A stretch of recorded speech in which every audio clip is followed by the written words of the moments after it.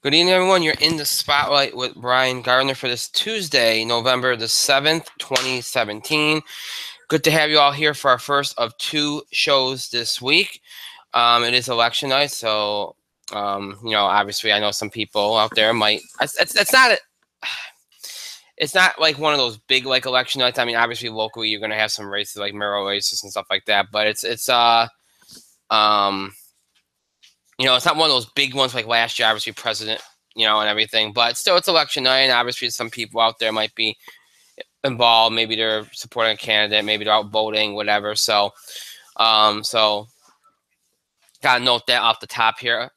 And there's a couple other things we want to talk about off the top, and not good news, sadly, but we will talk about in just a moment. But as always, as we start the show, remind you all the ways which you can interact and contribute to the show, have your voice heard by emailing us at itspotlight411@gmail.com. And of course, you can follow us and tweet us at itspotlight411. And remember, you can also find us on Facebook. Just search for In the Spotlight 411 and make sure that you like our fan page when you're on it.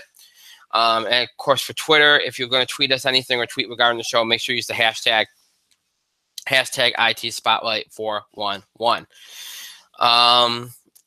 Okay, so like I said in the open here today, last week last show we did was Thursday, I think. Yeah, Thursday. I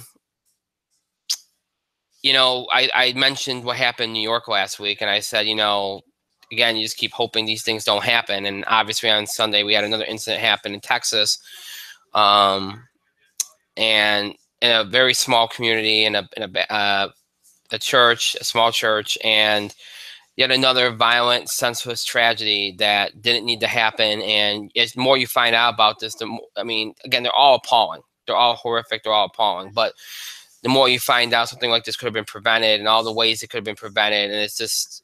But what really matters more so than anything is the victims and their families, and we all say this, and I said this last week too. We all say thoughts and prayers, and really, more needs to be done. We all know that, but really all some of us can do at this point is that. So, obviously we want to express our thoughts and prayers and our condolences to all those affected by that horrific tragedy on Sunday. To all those that died, may they rest in peace. And again, our thoughts and prayers with the families, friends, and loved ones of those impacted by that tragedy, and again, children and.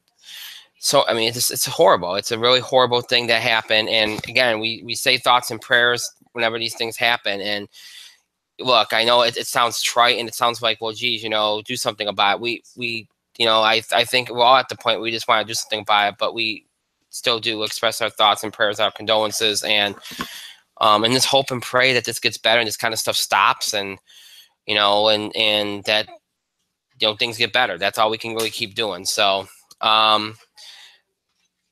Then there's another bit of sad news that came out today, that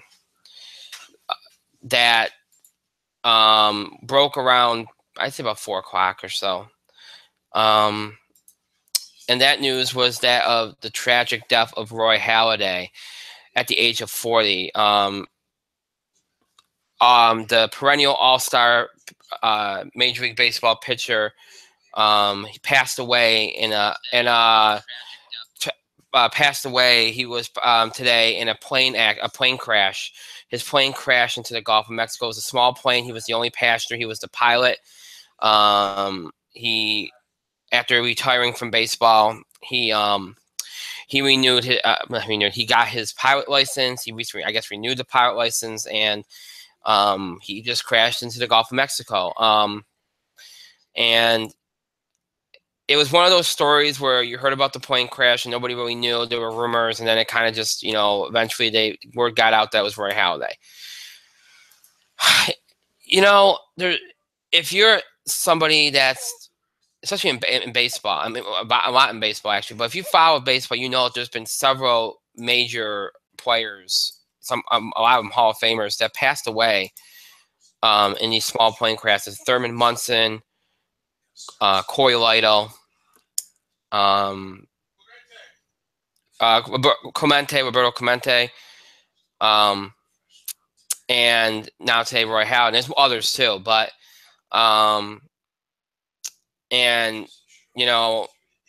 so it's eerie that this keeps happening. And let me just say this about him. He was an 8-time All-Star. He pitched for the Toronto Blue Jays for a decade, went on to the Phillies for a few years, retired in 2013. When he retired, a lot of people felt like easily he could have had a few more years. He got hit around quite a bit at the end there, but many people felt like, he still could do so. He could still pitch. There's more he could offer, but he wanted to retire. There's other passions he had, one of which was learning to fly, and he has children. I believe 2 sons. This one for me, I mean, we've talked about tragedies on the show, and players and actors and actresses dying and everything, and they all impact you in some way. These are people you grew up with or you know about, and it hits you. But then every once in a while, there's one that hits you a little harder because, maybe because you feel like I don't know, you just feel like it hits you more. And it's not that the other ones didn't mean as much; they did. But this one, for me, it hits harder because when I was growing up a baseball fan, I started getting into it really in the mid-90s, and when the Yankees started to come into their own in their dynasty years, and and that's really when I got into it. But as I learned more about the game and I started watching old games, old clips and everything, and really started getting into it, it was around the time that Roy Halladay started coming on the scene and just taking the sport by storm, taking the art of pitching by storm. What people don't realize about Roy is that he came on the scene. He had some struggles, and a lot of times young pitchers get struggles and they go back to the minor leagues, and it's usually AAA, and they stay there, they're fixing, they come back up, and they never look back. Roy Halladay didn't go to AAA. Roy Halladay was sent to Single A. He was okay with it. He went to Single A. They basically worked his way back up, and they rebuilt him as a pitcher. He became a completely different pitcher, and then by the time he made it back to the Blue Jays Major League Club, he became the dynamic, dominant starting pitcher that he was for a decade with the Blue Jays, and then for a few years with the Phillies. And he right alongside Pedro Martinez. Those were the two when I was, and then maybe Randy Johnson too, but Randy Johnson was kind of tailing off as you went into the early 2000s at that point. Well, when you looked at those two, those are the two dominant guys, and those were the guys that nobody could hit. They just were on that same plane, and our local AAA affiliate, the Syracuse Chiefs, at the time they were affiliated with the Toronto Blue Jays, and Roy Halladay, that's where he came through there. He came through there in AAA. So some of us around here have a personal attachment to him. And he was a guy that if you talk to a lot of the media, they'll say that you felt like he was a little prickly. He wasn't somebody that always enjoyed talking to the media, which is his right. But he did a lot of good things that he didn't get a lot of attention for.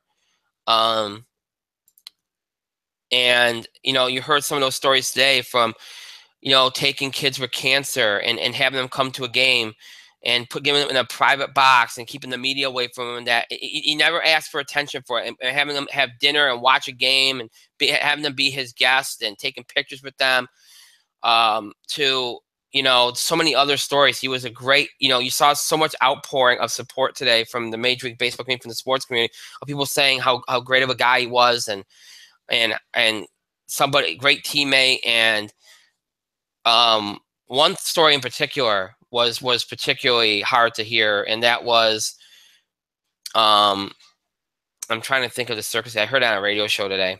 I think it was Michael K's show, but I can't remember which one it was. But I guess it was one of his last starts with the Phillies before he retired. And he got hit around pretty good. He gave up a lot of runs. Wasn't a good start at all for him. And I guess one of his kids, his sons, sent him a text and said, "You're still my hero." And that's something that is just to think about his kids and think about his wife. It's a horrible situation there. 8-time All-Star, like I said, 2-time Cy Young winner, both the AL and the NL, once for Toronto, once for the Phillies. He is the second pitcher in Major League Baseball history to have a perfect game in the postseason. He did against the Reds in 2010. Right away, proven that he could pitch in the postseason, no doubt about it, because he hadn't been into the postseason with the Blue Jays. He got to it with the Phillies, and he 2010, and he proved that he could pitch there, no problem. I think he had 2 no-hitters. I'm gonna check on it. I know he had 1. I don't know if he had 2.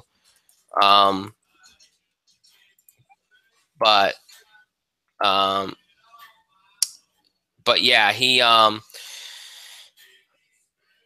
let's see here. I'm just trying to make sure I get this right here because I want to make sure I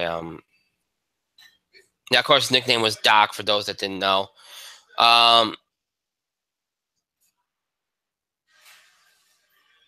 Okay, he pitched a no-hitter in the postseason in 2010. He pitched the 20th perfect game in Major League history, May 29, 2010. Okay, so I was confused about that. I thought it was the and he had a second no-hitter of the year. So he had 2 in the same year. The 5th pitcher in Major League history to throw multiple no-hitters in the same season. So obviously, tremendous accomplishment there. Here's the thing, though, because you look at his record and people go, well, he's only got, I think, what is it, 203 wins, 203 and 105. A career ERA of 3.38. He has 2,117 strikeouts. But here's one of the things that, and you're never going to see this again, folks. He was known for pitching deep in the games.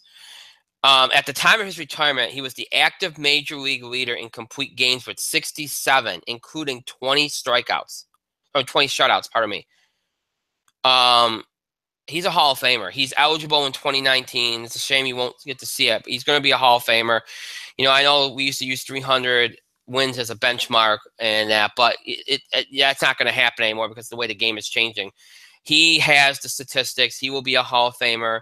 He will go in when he's first eligible, and he deserves every bit of it. He was a tremendous pitcher, and somebody that will be truly missed. His impact on the game, and just a devastating loss. And obviously, our thoughts, prayers, and condolences go out to his family. May he rest in peace, and to his family. Again, our condolences, and to all of those in baseball that impacted and mourning today. Our thoughts with you as well. Just a sad, sad story.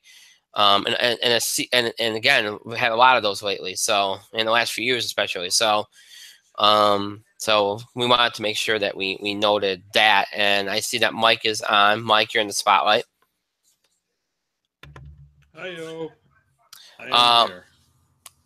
Yes. Mike, of course, did his civic duty earlier today. I saw that you got yourself a pin, or was it a sticker or a pin? I can't remember what it was. It was a sticker, Brian. It was a sticker. I looked at it quick. They were giving away at my local thing, saying that if you voted, yeah, this pretty sweet sticker that said celebrating 100 years of fridge in New York State.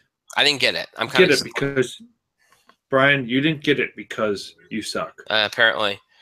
But yeah, I didn't get it. I was kind of disappointed. I got my hopes up after I saw you get one. I took 2, one from me and one from my sister. So right, I got my hopes up. Sorry, my fault you didn't make it there. Well, it's not my fault that you sucked. So horrendous misjustice, I guess. Maybe you should just get good then. Yeah. We don't have a lot tonight. We just have some wrestling. We got some football to get to. Nothing else. Well, baseball's kind of calmed down. Nothing really interesting over the last week as far as, free agency and managerial stuff goes. No, Yankees I still haven't hired anybody yet. Of course, they again, they're going to do the whole reality type deal, which they did the last time they were hiring a manager. Which is every time they interview a candidate, they're going to have them parade in front of the media to see if they can handle the media, which I think it's a good idea, but it's kind of like a reality show. So it is what it is. But some people have been asking if we're going to talk some NBA. I'm very reluctant to talk NBA right now because I feel like the NBA, how the NFL has been covering up how bad it's been this year with the whole idea. Oh, it's parity, right? That was what they were pushing at times this year. Well, okay. Mm-hmm. It's not parity. It's just teams have been playing poorly. What's going on in the NBA right now is a little bit of parity because, some teams are not playing up to par. Like Cleveland hasn't gotten the ball rolling yet. Golden State, San Antonio, they haven't gotten the ball rolling yet, and they will. But if you look across the league outside of the teams that we expect to dominate, like San Antonio, Golden State, whatever, Houston, you're seeing some interesting developments. You're seeing the Knicks play better. You're seeing the Nets play better. You're seeing, we knew about the Raptors. You're seeing some teams. Lakers are looking a little bit better. They're kind of staying in this a little bit. The Bucks have so improved, even more so than last year. There are teams. Orlando is playing much better this year. You are seeing some teams show that their young talent is kind of coming into its own, and you're seeing a little bit more from teams that you didn't expect to see things out of. So, and the games are interesting. They're good games. Now, I know it's early, and that's why we're not going to talk about. I'm not going to go into standings, or stuff like that. One of the early season stories so far is the Celtics, despite what happened earlier this year. I'm blanking on his name. Good Lord, how am I blanking on his name? Gordon Hayward. Gordon Hayward. Thank you. It's been one of those days. But despite Gordon Hayward's injury, they're 8-2.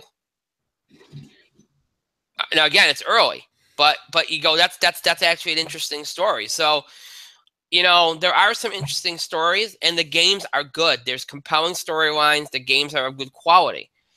That's not what happened in the NFL, and that's the difference. You can't hide behind parity when your games suck and they're badly played. You can kind of hide behind parity when, for the most part, these teams are playing well and they're playing better than we expected, and they're making things a little bit more interesting. That's a little bit different. So we're not going to do any NBA tonight because, again, even though there's some interesting stuff going on, it's still early, and I feel like once you get to Christmas Day, that's when you start to get an idea of where things are going to sit. That's usually when the NBA starts to get more attention. The focus goes on them a little bit more, because Christmas Day, they get the spotlight and everything. So, we'll leave the NBA stuff for right now. There's nothing going on in baseball and hockey. So really just going to talk some football. We're going to do some wrestling tonight. Obviously, some big stuff on SmackDown tonight. We'll talk that. And then Thursday, we'll do our usual entertainment stuff, box office beat, TV highlights. We're going to talk about a really interesting developing entertainment story, which, I don't know if by then anything will be done, but the whole thing with Disney and 20th Century Fox is kind of shocking everybody what the implication of this could be, which, we all know what the implications will be for Marvel. But, in other ways, what could be implications be? Well, we'll talk about those a little bit on Thursday as well, because there's a lot more layers to it than just Marvel getting their hands on certain characters. So we'll talk a little bit about that. And then we're also going to do our college basketball preview on Thursday. I've decided to do it. We haven't done it before the season in a while. We're going to do it before the season. I think it just works that way. And it looks better this time doing it that way. Next week, we got the wrestling Survivor Series pay-per-view and all that. We just don't have the time next week. So we're going to do it on Thursday when I think we'll have a little bit more time to work with. So we'll do our college basketball preview, look ahead to the season, make some picks, just have some fun with that. We'll do that on Thursday as well. So Thursday, I'll have a lot of stuff going on.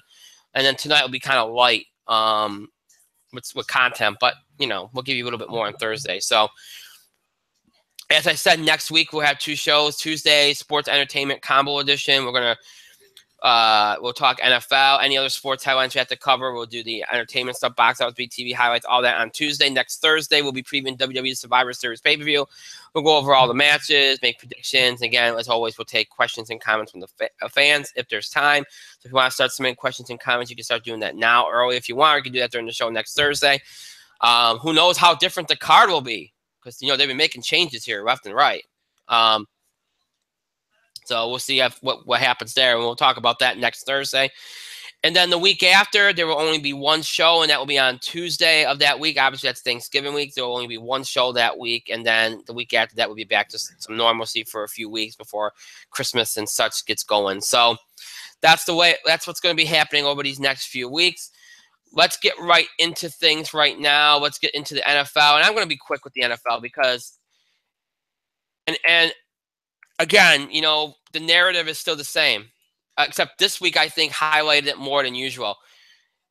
Because while again we've been having this you know, yes, the games have gotten, the quality of play has gotten as good as it's probably going to get. It's better. It's not what it was early in the season, but some teams have just not come out of it. Some teams are just bad, and realistically across the league, you know, between the injuries, you know, we talked about the quarterback injuries from Luck to Watson to Rodgers, to all the other injuries. There's other significant injuries too. You know, JJ Watt. You know, there's a lot of other injuries. The league is suffering from losing some of their big stars. But here's the other thing. You know, one of the things I've been saying the last few weeks is that usually by the time we get to week 7, week 8, we can point out maybe 1-2 elite teams, and then we can pick out the rest of the top tier teams that are not quite elite, but they're up there. And then you got your middle tier, and then you got your and teams that are kind of on the, and then you got your teams on the fringe, and you got your teams that are out of it. Usually by that point you have that. We don't. We don't really have a lot of distance between these teams. I think far and away now, one team has proven itself to be the best team in the NFL right now, and is the only elite team. I mean, Kansas City probably can make an argument. They're probably right there, and if they have another good week or two, they'll be right. Because Kansas City was good early in the season. They've kind of done their usual, we're going to start off good and then fall into the pits and then come out of it. But I think if they have a couple more good weeks, I think you can put Kansas City up there for them too. But right now, the only elite team in the NFL is the Philadelphia Eagles. They have not only been winning games, they have been dominating games. They have been dominating on both sides of the football. They made the big trade for Ajaya. They are doing phenomenal right now. They far and away are the best, most consistent team in the NFL right now. They are going to run away with the NFC East. They are going to be in the NFC. In my mind, I can say this right now because I feel really good about where this team is. They're going to be in the NFC Championship game. Nobody in the NFC right now. I don't know who in the NFC is going to beat them. I really don't. I don't even think. I mean, some people are going to say Carolina because I don't think Carolina can beat them. I think the Philadelphia Eagles are far and away the best team in football right now. Far and away. I don't think it's close. I mean, you look at, and especially in the NFC, who's going to beat them right now? None of these teams are playing consistent football from week to week. You don't know what you're going to get from any of these teams week to week. You just don't. They beat Denver, and Denver's done, folks. Denver's done. I mean, Denver got their rear ends handed 51-23. That's.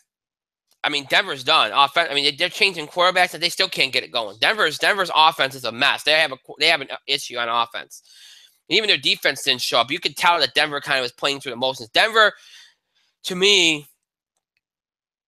did what the Giants did, but less so. I don't think they completely quit like the Giants did, but I think that the effort wasn't 100% to me.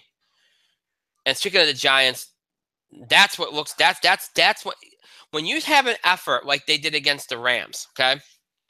If you have an effort like they did against the Rams, that's when you fire the head coach. That's when you make significant changes to your team because you realize now it's gone beyond just we're having a tough luck year. It's gone beyond just, oh, it's not coming together for us. It's gone beyond just, it's just not our year. What it's become is you have a huge problem. A head coach has lost the locker room. He is done. He has no voice in that locker room anymore. You don't keep him anymore. He is done. I don't care if he was 11-5 last year. When you have an effort like that, when you watch that game against the Rams, and the Rams are not a bad football team, especially on offense. They can put up points in a hurry. But when you watch what happened in that football game on Sunday, and you see, especially on defense, you see their secondary pretty much run away from the football. Nobody is near their receivers as they catch the football. They let them complete the first 3rd and 33 since 1989. It's an embarrassment. This is the New York Giants. It was an embarrassment. And that was the epitome of what the NFL is going through this year in a lot of ways.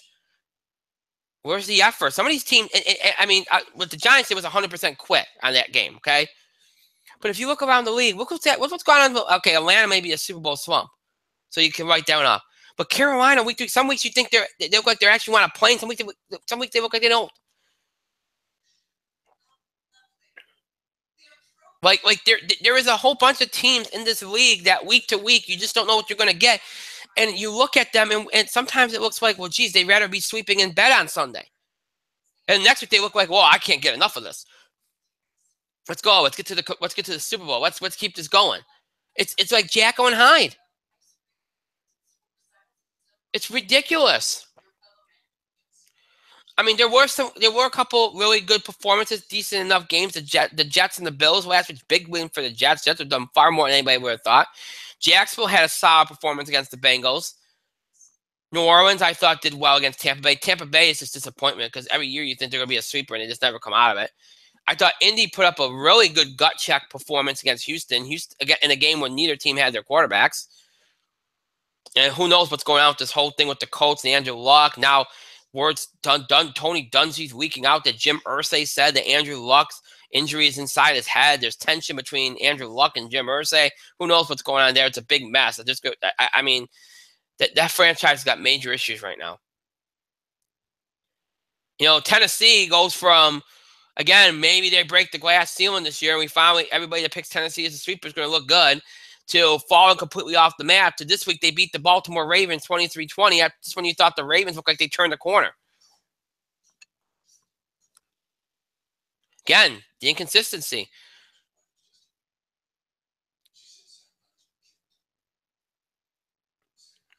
Oakland, Miami, even though for a Sunday night game was a weak game, I thought, I can't believe they put that game on. Ended up being a decent game. 27-24, Oakland won. Big game for Oakland.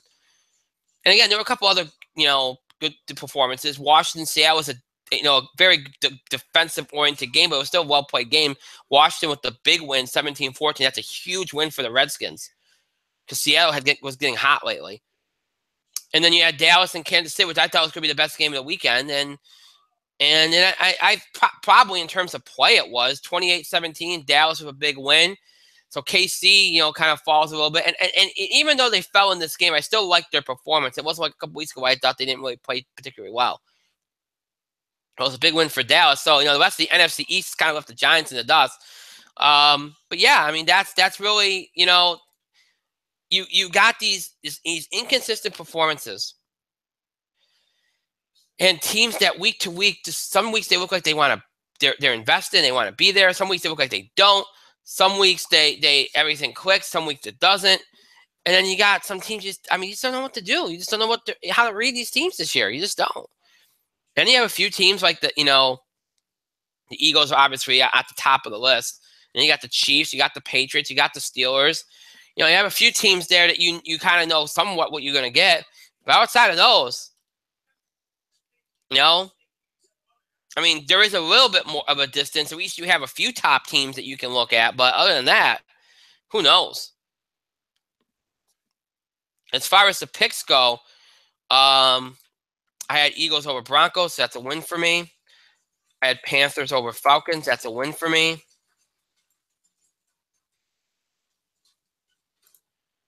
Seahawks over Redskins. I lost out on that one. Cowboys over Chiefs. That was one of my upset picks. I won that one. Lions over Packers. That was a Monday night game. Wasn't much of a game. It wasn't much of a good game, I should say. I had that one. That's a win for me. And I had Jags over Bengals, and that's a win for me. So I went 5-1 again. So I've actually done pretty well in my picks of late. And again, it's become easier to kind of pick some of these teams because at least you have some distance now. Whereas early in the season, they were all kind of muddled together. It's just that year. It's a bad year. It's a bad year for the league. From all the injuries to some of the, especially to the stars, to the controversies on and off the field, to the quality of play, to again what I said, teams being inconsistent week to week, not knowing what you're going to get. Sometimes they look like they want to try. Sometimes they look like they don't. Then you got teams like the Giants who are just embarrassing themselves. It's a rough year all around, and that's going to be the narrative now. We're going into week 10. We're more than halfway through the season. this season's. I mean, we're almost closing on the home stretch. Once you get to week 12, it's the home stretch.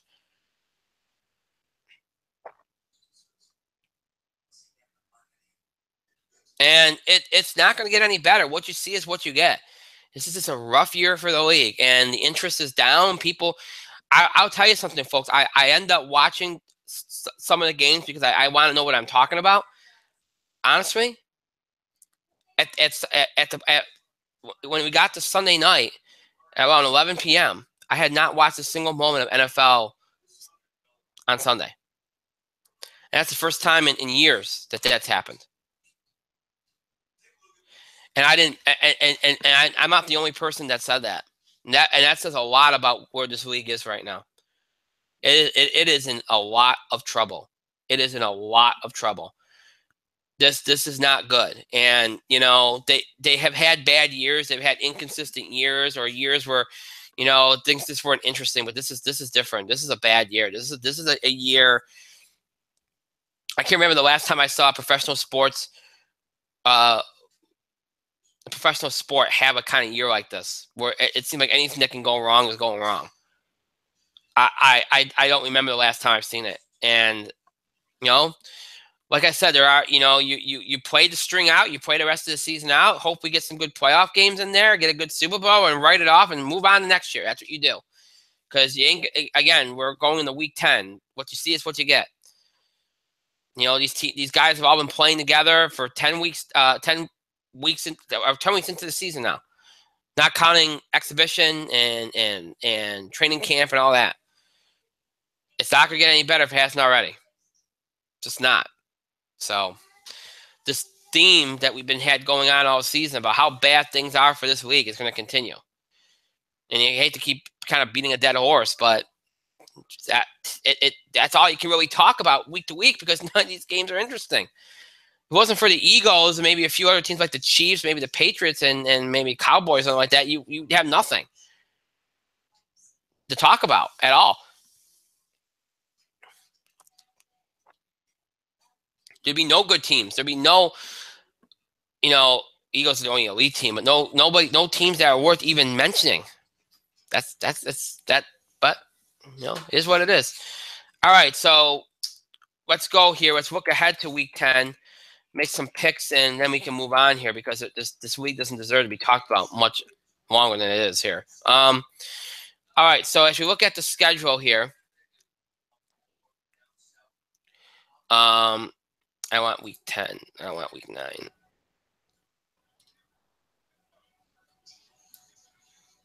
Here it is. All right, so we got a couple interesting games on the schedule this week. A couple. Not a big slate. Again, this is also part of it. The scheduling this year, I think, has been horrible. That some of these games that they paired together have not been good.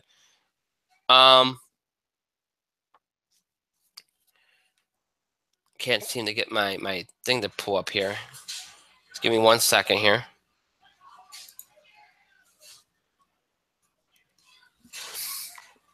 Just gotta let it load.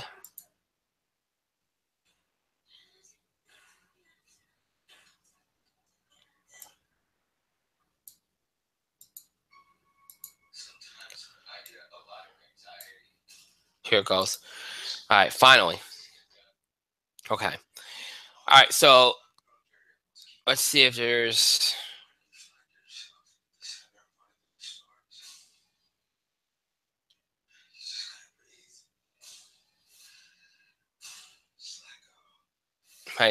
Okay, here it is. Okay. So, got a couple interesting games. Couple 4 teams with buys. 2 of the teams that are really the only teams really worth watching. Chiefs, Raiders, Eagles, Ravens all have buys. The Eagles probably don't want to buy right now. But you have at least a couple games worth mentioning this weekend as far as picks go. Thursday night, you got the Seahawks and the Cardinals. I don't know if I'm going to pick that game. Yeah, I'll leave that one alone. I will pick this 1 o'clock p.m. game on Sunday between the 6-2 Saints and at the 5-3 Bills. Bills coming off a loss. Saints coming off a nice Bill win here. Saints on the road. I like this game for the Bills. You know, I was really shocked that the Bills lost that game to the Saints. I really was, and I feel like,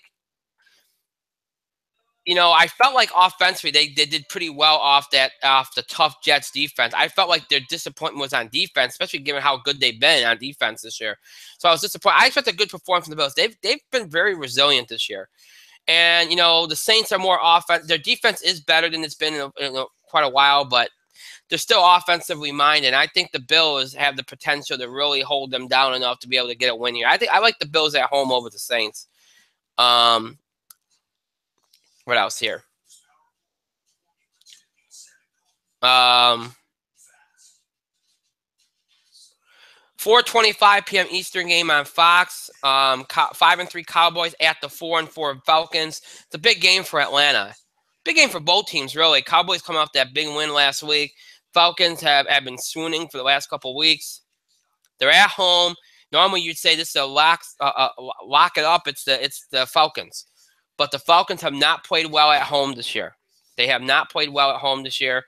And the Cowboys have played very well on the road.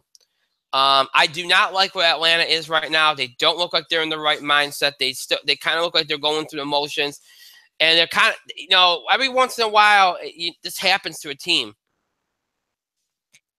You just kind of have some bad luck, and sometimes things just don't go right for you. I feel like that's what's going on with Atlanta this year. They're not bad. They're the same team as last year. They should be in the mix here and playing well, but they're not. And everything that could go wrong is going wrong. And even though they're at home, people might think, well, maybe they'll get some home cooking and they'll be fine.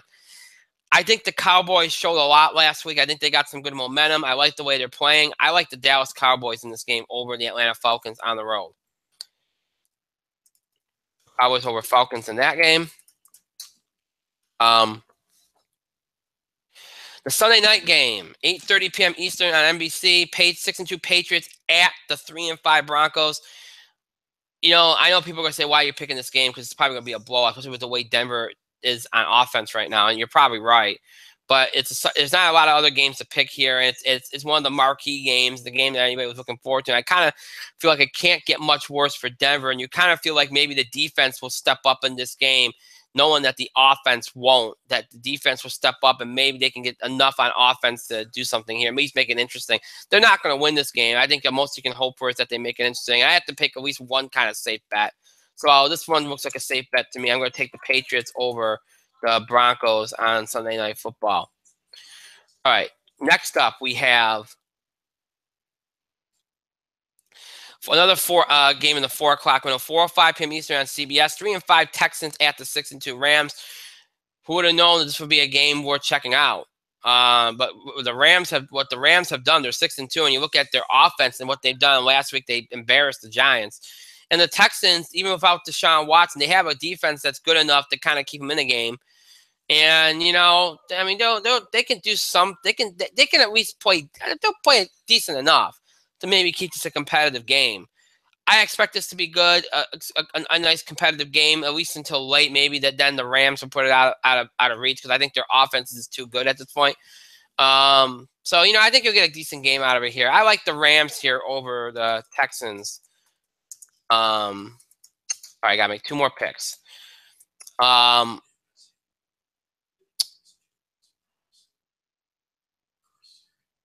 I don't like that Steelers Colts game. I think the Steelers going to run all over the Colts. Packers Bears, I think it's going to be a bad game. I think I'm going to go. I'm trying to go with some of the closer competitive games where it's not so easy to pick the winners. Do I want to go Jets Buccaneers or do I want to go Vikings Redskins?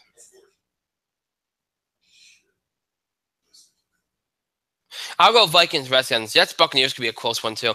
1 o'clock Eastern game on Fox. 6-2 Vikings at the 4-4 Redskins. This is going to be a low-scoring game. It's going to be ugly. It's going to be very defensive-oriented. The Redskins are banged up on defense, but I think they have enough to stay in this. Offensively, I think they'll get some things done with a very close game. I actually like the Redskins here to win this game. I like what they did last week. Just like the Cowboys, I feel like they got a little bit of momentum now. And I just think they're better than the Vikings. Even in their weekend injury-plagued state, I think they're better. So I like the Redskins over the Vikings, and what I think will be a very close game there. And I'm going to pick the Thursday night game only because I think that might has potential to be somewhat close because of where it is. 5-3 Seahawks at the 4-4 Cardinals, 8:25 p.m. on NBC on Thursday. The Cardinals come off a win against the 49ers last week, where it wasn't much of it was a closer game than it probably should have. Arizona's been a hard team to figure this year. You figure they'd be in the mix because they've been in the mix the last couple of years. They have not been. Maybe they've turned a corner here. They are at home where they played better. They are playing a Seattle Seahawks team coming off a loss after they had kind of turned things around a little bit and started to look like Seattle Seahawks. Really, to me, what this comes down to is if the Cardinals can play Seattle's game, because Seattle's not the same team on the road. We know that, but you have to still play Seattle's game. You have to be physical, and you have to take what they give you, which isn't a lot. But you can't force the issue with them. If they're careful with the ball and they make the most of their opportunities, I think Arizona can win this game. I'm picking the Seahawks, and I think it'll be a close game. But Arizona does stand a chance this game if things go right for them. So I am going to go with the Seahawks, but again, watch out for Arizona in this game because at some point you figure they're due, and at some point they're too good of a team for this not to improve for them. And I wonder if maybe the last couple of weeks maybe turn a corner for them. So Seahawks over Cardinals, though, but that should be an interesting game to watch. So your picks for Week 10, Bills over Saints, Cowboys over Falcons, Patriots over Broncos, Rams over Texans, Redskins over Vikings, Seahawks over Cardinals. Rob, as we look back at those picks next week, look back at the games, and, of course, look ahead to Week 11 of the NFL season. We'll do all that next week on the show, next Tuesday on the show. Really quickly, before we move out of football and jump to wrestling, I didn't put in the show description, but I would be remiss if I didn't mention college football. And I'm going to be very quick with this because there wasn't a whole lot of changes this week. There wasn't a whole lot of drama at the top this week. And look, the next couple of weeks will probably bring more, okay? The schedule didn't allow for too much of that this week. But there are a lot of big games left. Plus, you got the conference championship games late. So there will be movement. It will happen. I mean, it's just the setup wasn't there. There were a couple games that could potentially done things, but again, the chances of it weren't as high as what's going to be coming over the next few weeks. I mean, the only significant change that you had really was Ohio State, which suffered a loss. I called that. I said that could happen. And, they suffered a tough loss. That knocks them all the way down to 13. Penn State suffered a tough loss, which probably finishes them off. They dropped down to 14. Oklahoma State had that loss to Oklahoma, and they dropped to 15 in the rankings. So a couple of these teams that we thought would be close in the mix, they fell off. Now, what's interesting here, and this is an interesting development here. What's interesting here is that now, even if Ohio State, Penn State get to the Big Ten title game, and Wisconsin's right now the only Big Ten team in the top 10 as far as the playoff rankings go. If Ohio State, let's say one of them it's the Big Ten title game, given where they are right now with 2 losses and such, they're going to need some help to get back into the top 4. It's not like last week where they were both in the top 10 and they were in prime position where they could have knocked somebody out. Now, it's not even if they win the Big Ten championship, it's not a foregone conclusion here that they can get in this. It's going to depend very heavily on what everybody else does and how the Big Ten is viewed. And the Big Ten's been viewed very favorably so far because they got 3 teams that have really had good years here with Wisconsin, with Ohio State, with Penn State. They also got Michigan State in play too. So 4 teams, I should say. So you got some depth there, and so they're going to probably look at the Big Ten favorably. But you can't just keep losing games. And that Ohio State and Penn State suffered really bad losses this week, and Penn State losing 2 in a row. So that it's they put themselves in some dire straits here. And USC of all teams has jumped 6 spots, and now you have to look out. We thought they were left for dead. Now they're at 11, so they're back in play. And Auburn is back in play as they're in the top 10. And a team like Miami and Washington, both teams I didn't think would be in play, are now in play because of these dramatic shifts. So while there wasn't any shifts in terms of the top 5, there was a little bit of shifts in the lower half of the top 10.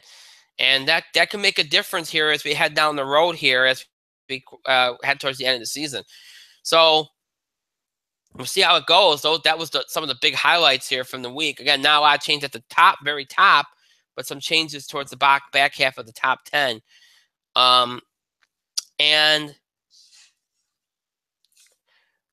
As you look at what's coming up this weekend, is there any potential, like last week, I said that Iowa had a chance against Ohio State. I didn't call the Penn State upset, but I felt like Iowa could do something with Ohio State. Is there any interesting potential upsets on the board? Washington at Stanford on Friday night could be one. Stanford's not bad. Michigan State, Ohio State's essentially a play-out game. The loser of that game is done.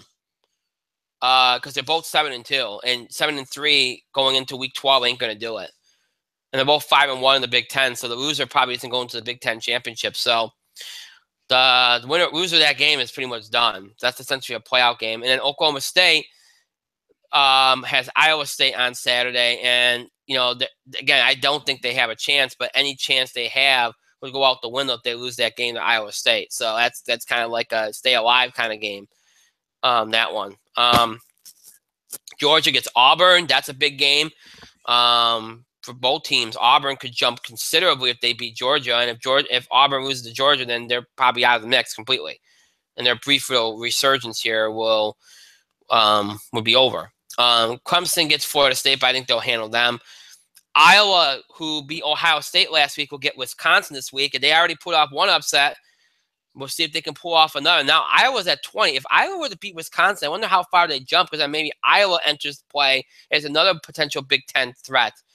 So that'd be interesting to keep an eye on Iowa, where they go after what they've done recently. USC's got Colorado, I feel good about them there. Alabama's got Mississippi State, I feel good about them there. Notre Dame and Miami get each other at 8 o'clock on Saturday. That's a great game. And if Notre Dame beats Miami on Saturday, I think Notre Dame will lock up its bid to the playoffs. I really do. And I don't think Miami would be completely done with a loss there, but I think it'd make their chances very, very hard. They would need some help, because I mean, they even at 8-0, they're still not looked at like as favorably as some of the other teams go. And at that same time, you have another great game on Fox with number 6 TCU and number 5 Oklahoma.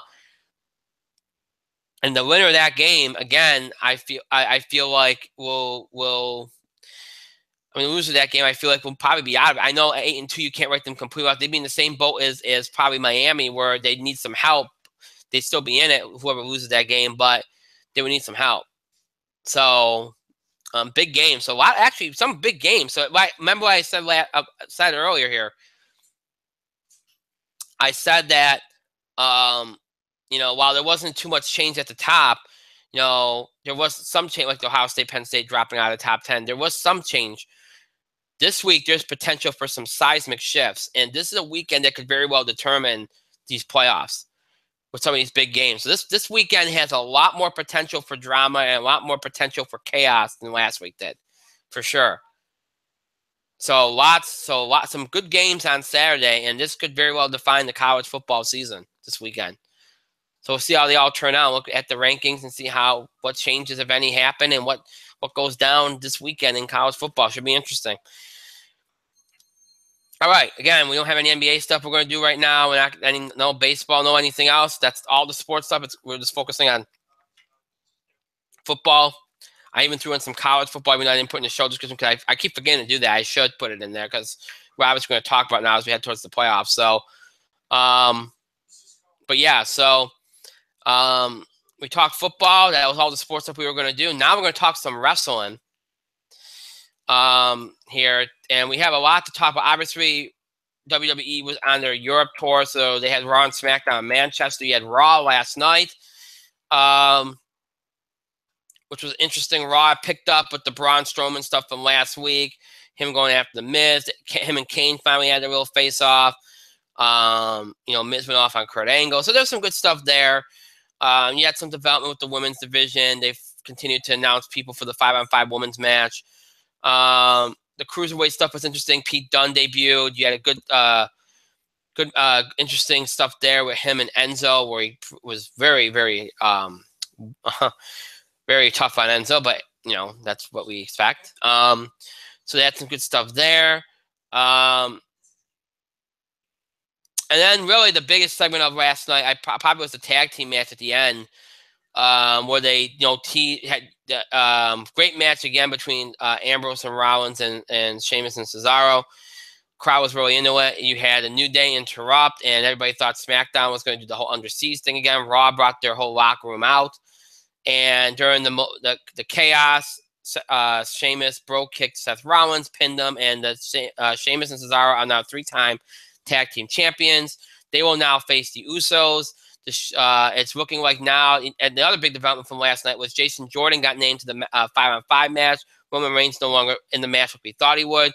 But it looks like the Shield is going to face the New Day after what happened last night. And with Roman Reigns being announced to return next Monday, it looks like he will join Rollins and Ambrose, and we'll have the Shield versus the New Day while Sheamus and Cesaro take on the Usos. So some pretty big changes for Survivor Series come out of Raw last night. And then tonight, kind of glad we're on the air late so we can talk about SmackDown, which has, against much like Raw, some development of the Survivor Series angles. We continue the stuff with Owens and Zayn going after Shane.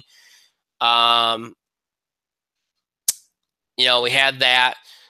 We had Rusev face Randy Orton. Remember, Rusev was supposed to face AJ Styles. They changed that match to AJ facing Jinder Mahal for the title. Now we know why. But Randy Orton beat Rusev, so he's not on the Survivor Series team. We still have a spot open on that team. You figure it's probably going to go to Jinder. If not Jinder, I don't know who it goes to. Why is it going to go to Jinder? Because Jinder Mahal lost the WWE title tonight to AJ Styles in the main event of SmackDown. And what was Jinder Mahal's best match? AJ was phenomenal in the match, and AJ's the WWE champion. AJ faces Brock Lesnar, not Jinder Mahal. So that's another big seismic shift. And by the way, next Tuesday on SmackDown, we have Charlotte facing Natalya for the women's title. So maybe there'll be another seismic shift there as far as Survivor Series goes. So it was a good SmackDown, some good development, but particularly the biggest thing was the main event, which, everybody wants to know why they did this. Why all of a sudden it's supposed to be the main event of the SmackDown pay-per-view after Survivor Series. Why did they do this? Is Jinder injured? He didn't really look like he was injured. And I don't think it's a wellness thing because again, that doesn't look like that. Did they just want? Maybe they just didn't feel comfortable with the drawing power of the pay-per-view. That's why maybe now we're getting the Shield. Once they knew Roman was good to go, maybe they figured, let's put the Shield back together and do the Shield match we're going to do a month ago. And hey, let's get Jinder away from Brock Lesnar, since Paul Heyman and Brock Lesnar pretty much buried him just as badly as the WWE booking did. Maybe they figured after that, instead of burying him further, let's flip-flop this and get AJ into the match because that's a dream match. So, maybe it was a booking thing. Maybe it's just a worry about buy rates. I don't know what it was. Obviously, it was a very sudden decision. And, it works out as far as giving us a better match. Just like, a couple weeks ago, even though you didn't want anybody to get sick and you hated that people got sick, you ended up with a couple better matches at TLC. Actually, a better match at TLC with Finn Balor and AJ Styles. Sometimes these things happen, and we don't got any indication of an injury or illness here, but there was a change of plans apparently, and now AJ Styles faces Brock Lesnar, not Jinder Mahal. So some big developments across Raw and SmackDown over these last 2 nights. Mike, what say you? What are your thoughts on what's gone on here this week?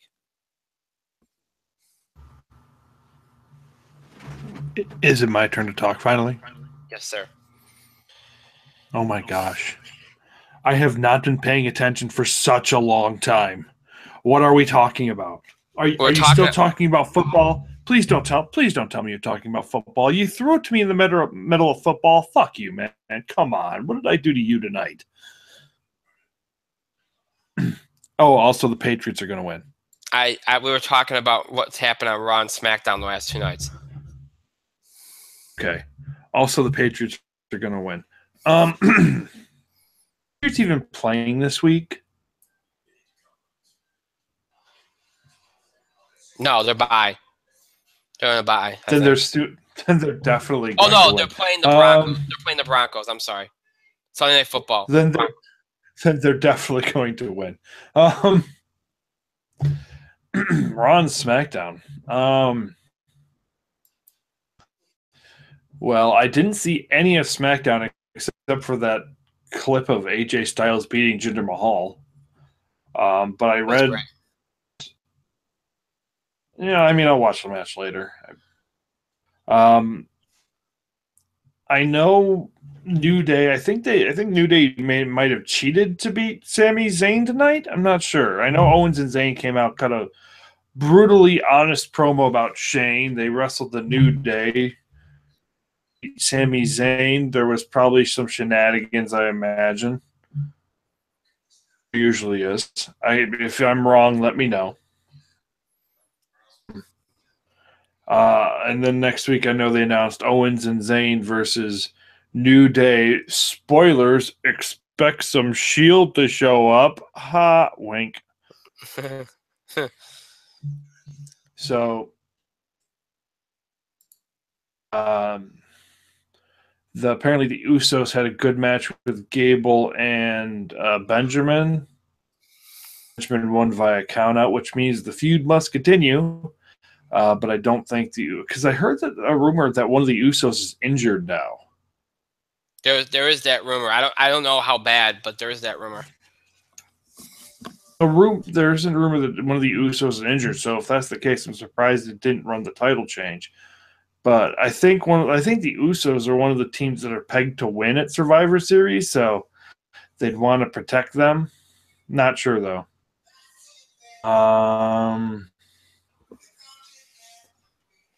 To the extent that the Singh brothers got involved. But I imagine there was some extent, and then they were gone. I know they were gone by the time AJ hit the phenomenal forearm. So there's that. There's that. Let's see. Huh. And I don't really remember. I know Rusev lost to Randy Orton, which is the shittiest thing because Rusev probably should have been the last guy. Now everybody thinks it's going to be Daniel Bryan. No. The last guy's going to be Daniel Bryan. I don't know who it's going to be. But other than Rusev, who else could it be? You go back to the Kevin Owens, but clearly you're not doing that if he and Zayn are wrestling. It could be Jinder. This week. It could be Jinder, but the rumor that Jinder's still injured is still happening. It's still going around. Jinder, why would you take him out of that match? I mean, yes, you're worried about, Jinder and Brock might not be a good match. Well, no shit, it was never going to be a good match. That's why you booked it how you did.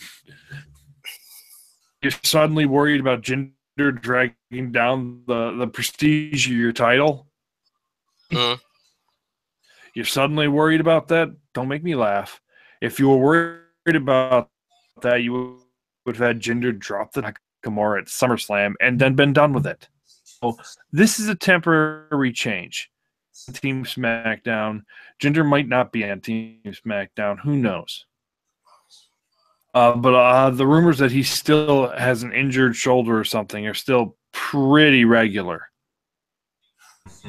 They haven't really gone away, even though he and AJ had a great match, and everyone's like, "Oh, it's Jinder's best match." Oh, really? Jinder had a great match with AJ Styles, the guy they pay to get great matches out of everybody? You don't say.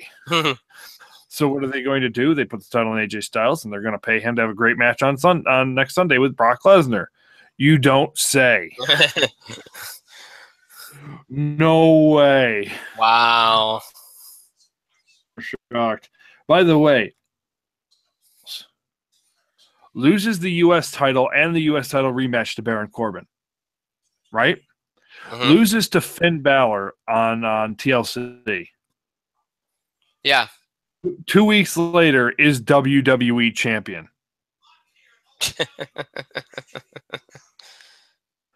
Doesn't make any sense, though, does it? Okay. But everybody's glad AJ's champion. That's fine. AJ's champion again. Yay. He's not going to hold it for very long. They're literally just using this to get him through this pay-per-view. Jinder's going to have it back before that India tour. Jinder's going to get it back for that India tour. Go to India, a 2-time champion, like the old rumor said, by the way. Mm-hmm. Wink. So Jinder's going to go, and he's going to be a 2-time champion in the India tour. And there's a rumor that he might drop the title to Nakamura at Starrcade. And that card's subject to change because it was supposed to be Owens versus AJ Styles or something for the U.S. title. That's not happening. No. It's supposed to be Corbin versus Styles for the U.S. title. It was supposed to be Owens versus Zayn. Clearly, all of these matches are subject to change. Right. As for Raw, Braun Strowman is fucking amazing. About that segment with Braun was great. The Joe Finn stuff was outstanding. It was intense. It was good. They're both on Team Raw, which not a surprise there. Jason Jordan won his match with Elias, and a match that Elias had to carry him like a little baby through. And by the way, am I the only one who thinks Elias should be on Team Raw instead of Jason Jordan? Nope. Because Elias is better than Jason Jordan. Yep. Gets the reaction that he's supposed to get most of the time. Jason Jordan, everybody. Jason Jordan.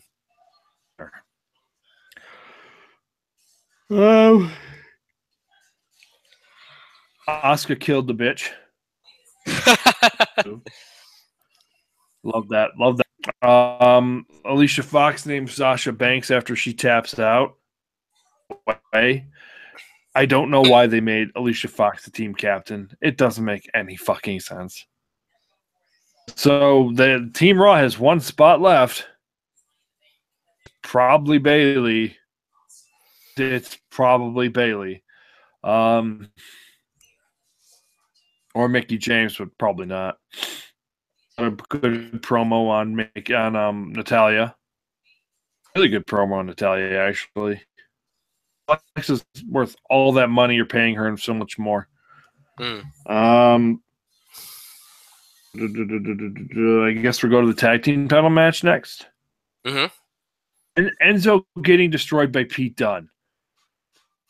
Great. Pete Dunne comes out, wrestles in front of his home crowd in Manchester. Enzo gets some offense in, but let's face it, Pete Dunne just went out and straight up mouth several times and hit him with the bitter end. Good moment for Pete Dunne. Good moment for Pete Dunne. Good debut. But the tag team title match, shock title change. Everybody had the Shield kind of penciled in that one match and then Roman in the big one. But they never had anything for the New Day. No. The weirdest thing, they never had anything for the New Day. So it makes you wonder if this was wrong. I don't think it was, but New Day wasn't involved in this. So the New Day comes out, interferes, and by the way, versus Rollins and Ambrose had like the 4th or 5th match of their series. Mm-hmm. Guys getting in the ring together, it's fucking magic. Another good match, and then the New Day show up, and then they kind of run down. Oh, we're sorry. I'm like, but the crowd was on their feet. The crowd was reacting to every little thing. This is a great match. New Day interferes, clearly setting up New Day versus the Shield. The Shield's going to win. Wink.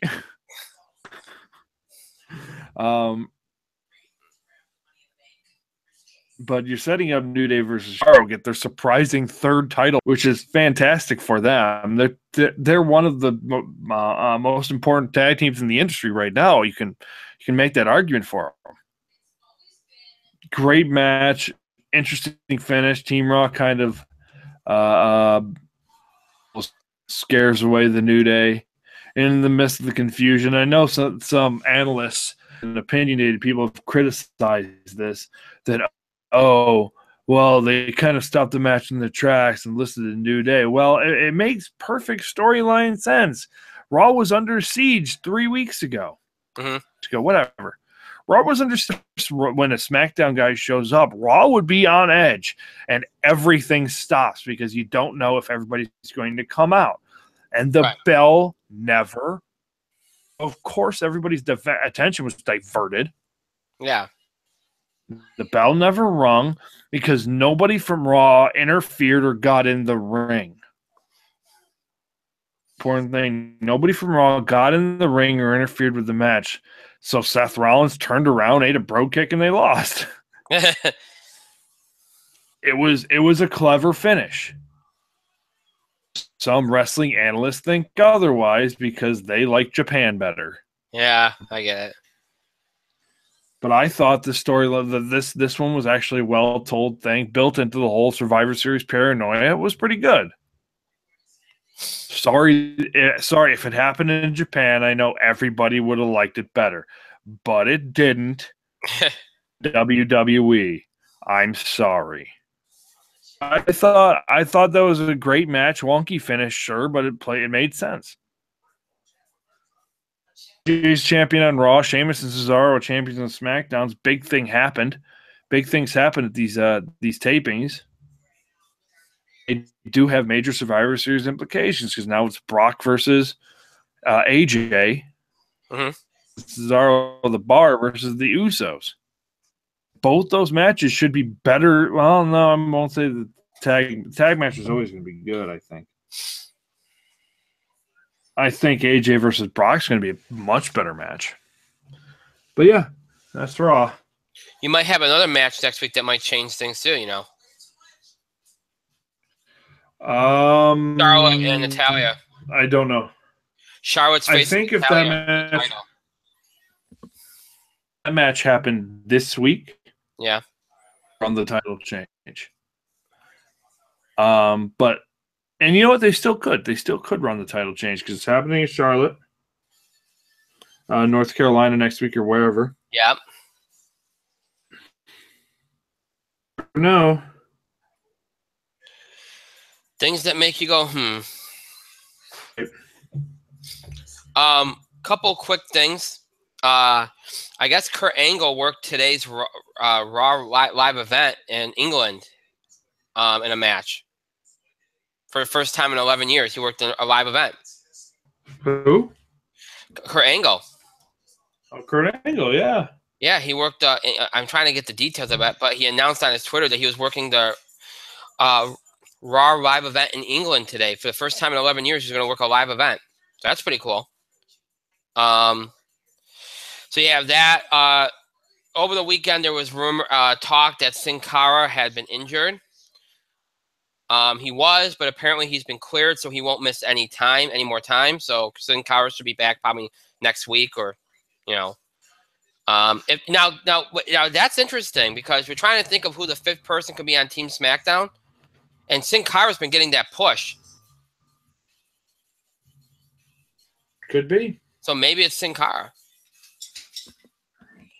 I mean, they couldn't do anything about that this week because they didn't know if he was going to be cleared. He apparently got cleared today. So, I mean, they could have probably done it tonight if they wanted to, but maybe they wanted to wait it out. But could be Sin Cara.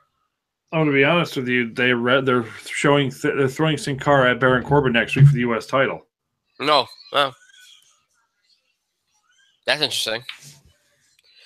All right, so you got that news. What was I going to say?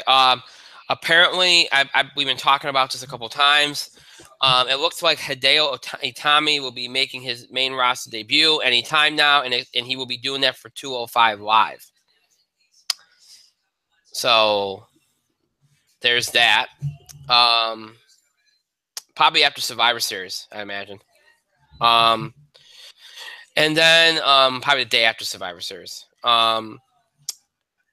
And we would be remiss if we didn't talk about the big wrestling news of the weekend, which was Chris Jericho announcing that he will be wrestling Kenny Omega at Wrestle Kingdom 12 in January.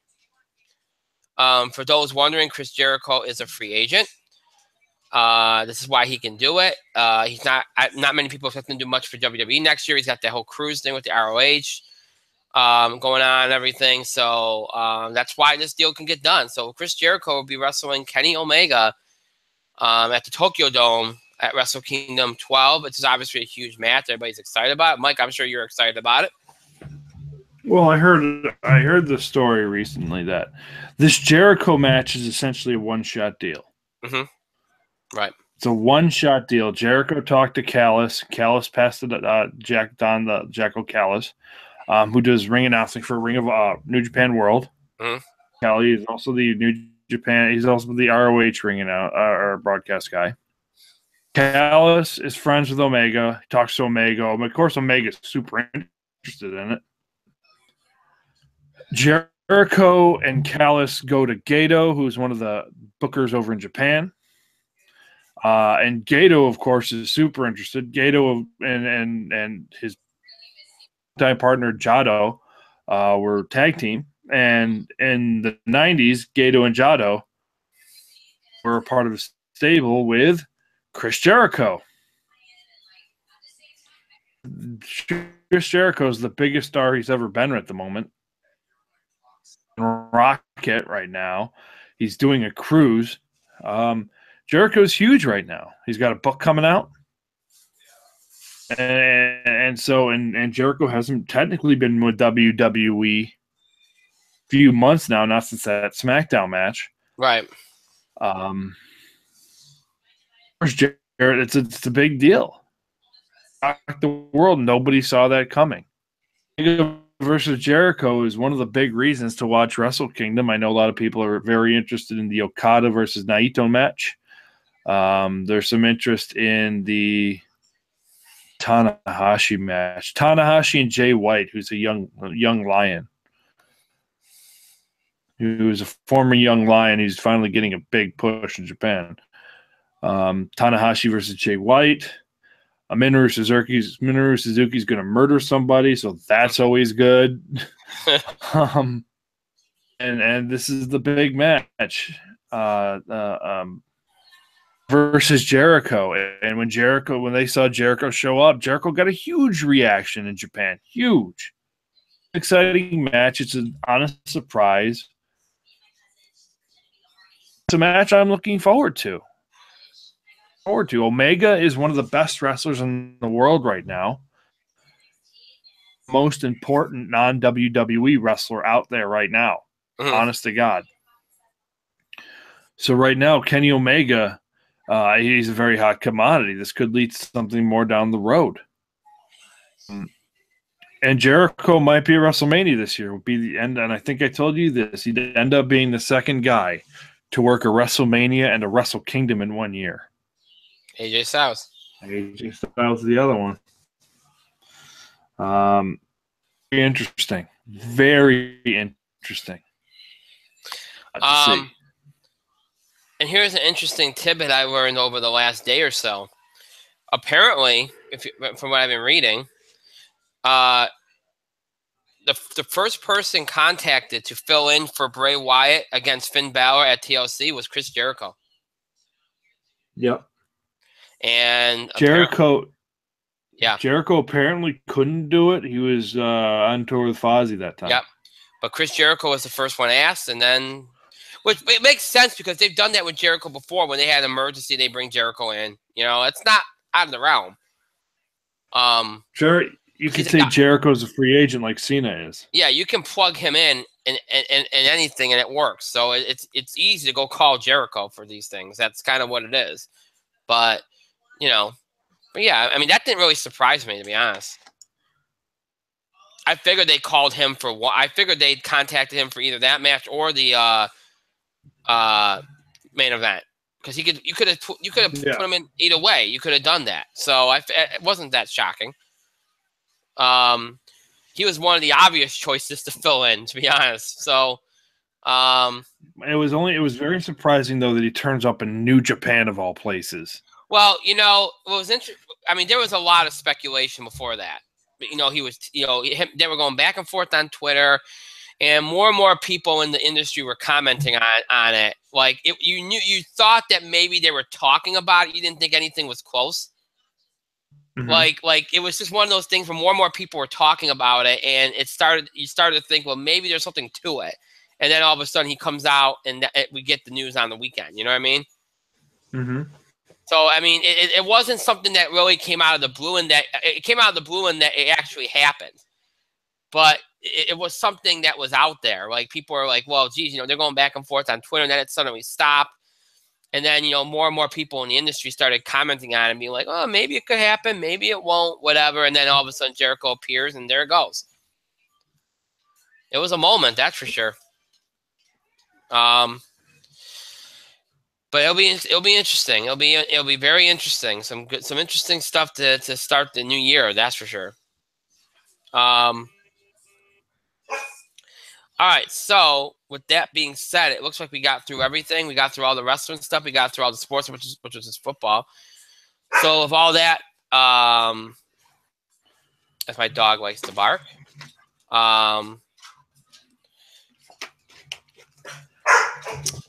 thank you, dog. That's nice. Ask and ye shall receive. Yeah. Yes. Mike, you have any random things here? I gotta walk away for a minute. I gotta get rid of her. Well, not get rid of her. I gotta take her. No, but okay. Just give me like 10 seconds.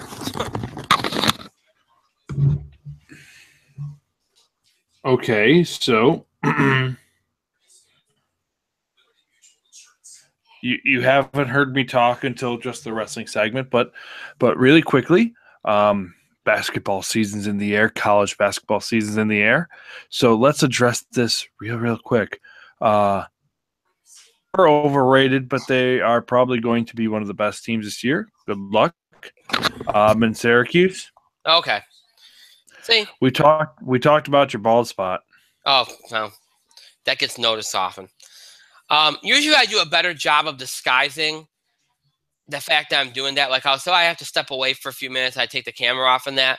But it's the end of the show, and I was going to try to go through the end of the show and end the show before she started getting louder. But she wasn't going to cooperate. So I figured instead of me trying to talk over her and have her bark like crazy, I figured it was just best to take the 30 seconds or so and let her out and then come back. So normally I'm a little more I cover it up a little bit better. That's what I'm actually doing, because it's hard sometimes. I have to step away and have her go outside and check on her. But anyway, she's outside now. She's going to do her business, and she'll be all good. So live podcasting, folks, that's what happens. When you're doing it from the home, that's what happens. You got stuff to do. Sometimes it's unavoidable. All right, so with that being said, again, we got through everything, the wrestling, all the sports stuff, which was just football. We got through everything. We're good.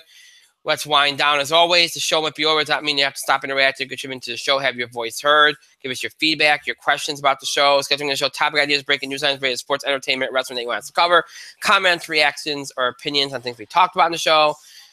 All these things you can do by email, Facebook, and Twitter. You can email us at itspotlight401@gmail.com. You can also follow us and tweet us at itspotlight401. Remember, hashtag itspotlight401 is what you want to use for anything you tweet regarding the show, or anything you tweet at us or directly to us. Of course, you can also find us on Facebook. Just search for In the Spotlight 401 on Facebook, and make sure that you like our fan page once you're on it. Make sure that you follow us on Facebook and Twitter for the latest information about the show, especially when it comes to scheduling. We obviously post random thoughts and opinions and such on there as well. But for news about the show, updates on scheduling, all that good stuff, you want to make sure you follow us on Facebook and Twitter. Search for us on Twitter at itspotlight401 and search for In the Spotlight 401 on Facebook. And make sure that you follow us and like us on both those social media, on all of our social media, so that you can be up to date and be able to follow us and engage with us and all that kind of stuff. So make sure that you do all that, and you'll be all set and be able to know what's going on and all that good stuff. 2 ways to keep up with the show and look back at classic episodes. You can either stream us anytime on Google Plus and YouTube. Just search for In the Spotlight 401 on those sites. And once you do, you'll be taken to our show page on both those sites. You'll find every episode we've ever produced for Google Plus and YouTube. That's every episode from mid-October 2015 all the way up to tonight's current episode. This episode's available for you to stream anytime you want. Just search for In the Spotlight 401 on Google Plus and YouTube. If you're interested in older episodes of the show, maybe you're interested in listening to us rather than streaming us, want to listen to us on the go. If any of that applies to you, check us out on our main host sites, Podbean and iTunes. Just search for In the Spotlight 411 on those sites. And once you do, you'll be taken to our show page on both sites. You'll have access to every episode that we produced in the over 7 years we've been doing the show. So everything for our original Blog Talk Radio run from October 2010 to January 2011, all of our talk show episodes from January 2011, all the way up to mid-October 2015, all of our Google Plus and YouTube episodes from mid-October 2015, all the way up to tonight's current episode. Those episodes all in audio format for your convenience. All episodes in audio format for your convenience, and all listed in order from the most recent, which would be tonight, all the way to the oldest, way back in October 2010. Those episodes available for you anytime. You can listen to them on the go. Maybe just keeping up with current episodes, miss an episode, I want to check an episode again. Or maybe you're a longtime fan or even a more recent fan or a newer fan that wants to check out an episode from way back when, from 4 or 5 years ago. Any of those things apply to you. You can do all that and more on our main host sites, Podbean, iTunes, to search for In the Spotlight forums, Google Plus, YouTube, Podbean, iTunes. All ways to keep up with the show and look back at Crash episodes. Again, Google Plus, YouTube, Podbean, iTunes. Your ways to keep up with the show and look back at Crash episodes. To search for In the Spotlight 411. Again, search for In the Spotlight 411 on all of those sites. I want to thank Mike for being here tonight. Thank you, Mike. Yes. Well, it is time for bed, but let me offer my condolences to the family, friends, and fans of Roy Halladay. It is a huge loss for sport, huge loss for baseball. I didn't get a chance to jump in earlier, but I didn't have much to say anyway, except rest in peace, Roy. The sport you love will miss you deeply. Agreed. Well said. I also want to thank myself and our great show, Pat with my back, and thank all of you for your continued support and contributions to the show. Thank you so much for watching. So those will be watching, listening to this later, thank you as well. Again, that's it for tonight. Our next show this Thursday, we'll have our usual entertainment stuff. We'll have box office beat, TV highlights. We'll talk about this Disney 20th Century Fox deal. We'll also do a little bit of sports on Thursday as well as we preview the college basketball season, which will get underway on Friday. We'll have some fun with that. We'll make some predictions, talk about some of these teams, these conferences, all that good stuff. And that will be the show on Thursday again next week. Tuesday, sports entertainment combo next week. We'll talk about all the big sports highlights in the NFL. We'll talk about all our big entertainment stuff, box office, TV highlights, all that stuff on Tuesday. And then next Thursday, an all-wrestling show previewing WWE Survivor Series pay-per-view. Again, you can submit questions or comments before the show or during the show next Thursday. We'll preview all the matches, do all that good stuff. And again, what time is left, we'll do questions and comments from the fans. So you can do that before the show or during the show next Thursday. You can submit those questions or comments. So that's what's coming up. And again, the week after Thanksgiving, only one show on Tuesday. So that's what's coming up. I hope you all have a great rest of your night, a great rest of your great Wednesday, and a great Thursday. We'll see you back here for our next show this coming Thursday, November the 9th at 9 o'clock p.m. Eastern Time. That's when our next show is, and that's when you'll talk to us next. Until then, be safe, everyone. Have a good night.